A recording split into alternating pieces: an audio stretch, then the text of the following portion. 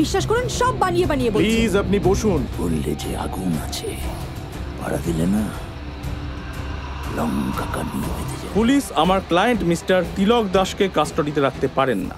কথাটা বোঝার চেষ্টা কর। 14 বছরের জেল হওয়ার কথা ছিল, সেখানে 14 দিন। 14টা দিন আমার সাথে থাকতে পারবি না?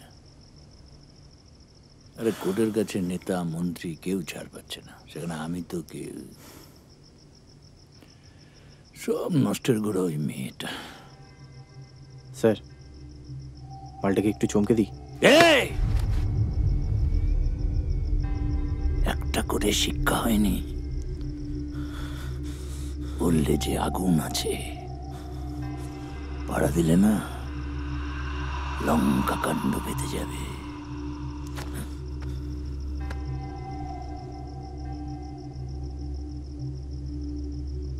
চমকাতে হলে চমকাবে ওই বাড়া গান্ডুটাকে।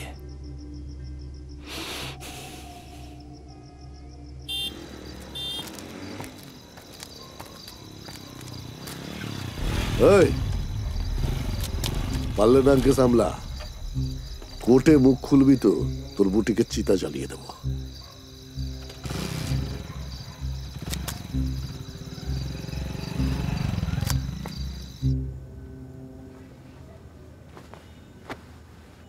Proceed. Your Honor, this is the forensic report of Nayana Mondal.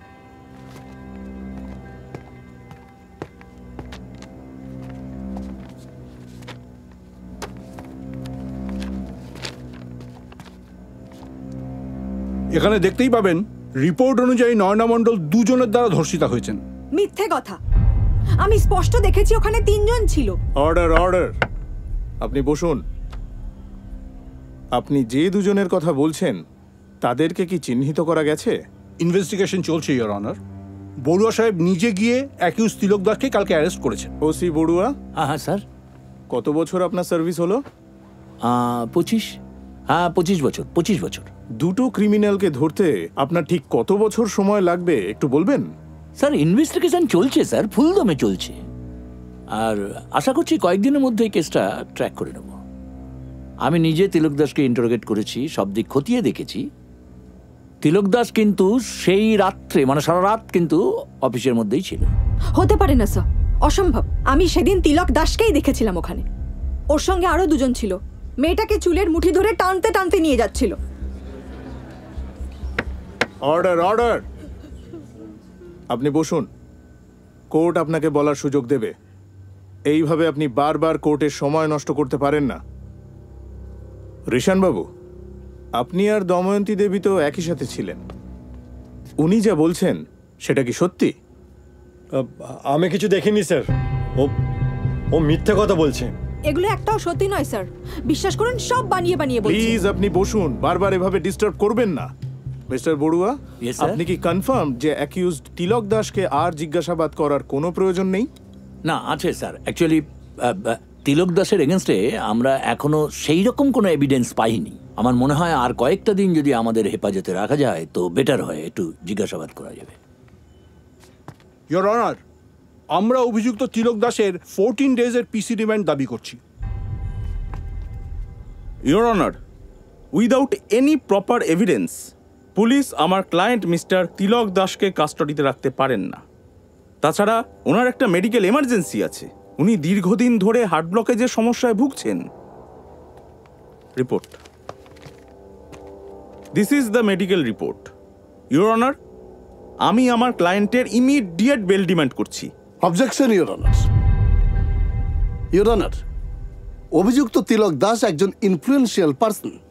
I am afraid এই মুহূর্তে তাকে যদি বেল দেওয়া হয় তাহলে এই কেসের যাবতীয় নথি ট্যাম্পার হতে পারে। বরং আমার বিশ্বাস তাকে যদি ঠিকভাবে জেরা করা যায় তাহলে আরো 2 জন অভিযুক্ত সন্ধান পাওয়া যেতে পারে।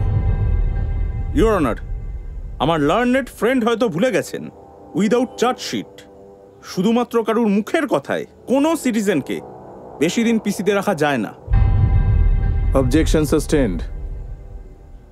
Obliged your honour. Mister Guha, verdict দেওয়ার জন্য আমি কোর্টে প্রেজেন্ট আছি। এই কেসের একমাত্র I witness miss Damayanti Chatterjee, আপনার ক্লায়েন্ট অ্যাকিউজড তিলক দাসের এগেনস্টে গোপন জবানবন্দি দিয়েছেন। এই অবস্থায় অ্যাকিউজড তিলক দাসের জামিন খারিজ করা হলো। দ্য বেল ইজ ডিনাইড এবং অ্যাকিউজড তিলক দাসকে আরও 7 দিন পুলিশ কাস্টাডিতে রাখার নির্দেশ দেওয়া হলো। সেই সঙ্গে কালনা থানার ওসি এবং ডিপার্টমেন্টকে আগামী 7 দিনের মধ্যে তিলক দাসের যাবতীয় চার্জশিট ফাইল করার নির্দেশ দেওয়া হলো। পরবর্তী শুনানি 23 মে 2023।